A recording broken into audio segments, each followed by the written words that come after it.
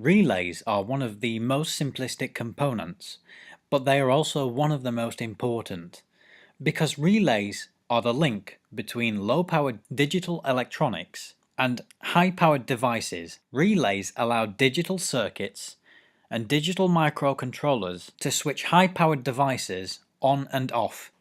In the circuit that you can see here, this main component here, this is the relay, and a relay basically consists of a coil which builds up a magnetic field when current is passed through it. So what happens is, if I run a small amount of power through this magnetic coil, which would be inside a relay, it actually generates a small magnetic field which will actually magnetically pull a switch into the closed position to allow current to flow from the other side. And I'll demonstrate this now. What we actually have here are two different circuits, and the only thing between them is this relay. They're actually both electrically isolated, meaning that this side of the circuit is not electrically connected to this side of the circuit. So I have a DC power source here which is running at 3 volts, and on this side of the circuit I have an AC power supply which could be high power. It could be the full AC mains voltage, it could be 120 or 240 volts, and it's connected to this lamp.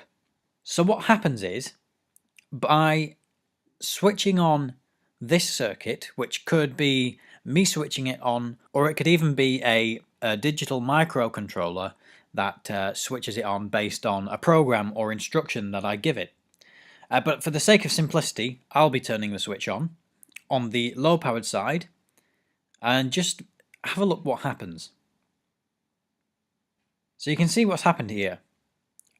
I flip the switch on the low powered side, which is a completely separate circuit. You can see the electrons do not flow onto this side, and the switch on this side here was magnetically attracted towards the coil on the other side, because there is now a magnetic force pulling this switch towards this closed position. So it's allowed this AC circuit to run this lamp, and the lamp is flashing because it is AC and it is running in slow motion.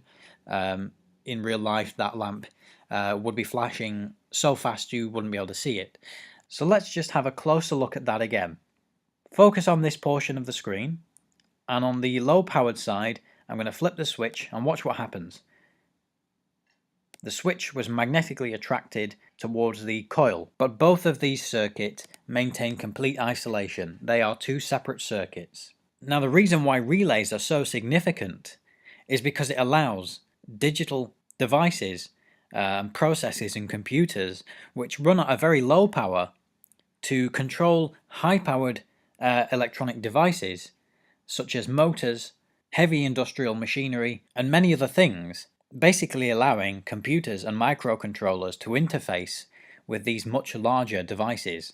And there is an example of this which I will show in the future, where I used an Arduino, which is a low-powered device which runs off of 5 volts.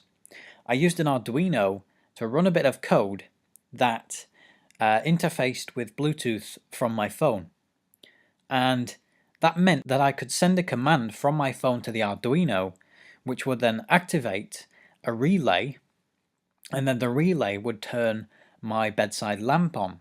And that's what relays are for, from small projects like that to huge industrial high-powered devices. You will find relays in many places. They are the main component, allowing low-powered digital electronic devices to control any other high-powered device or appliance.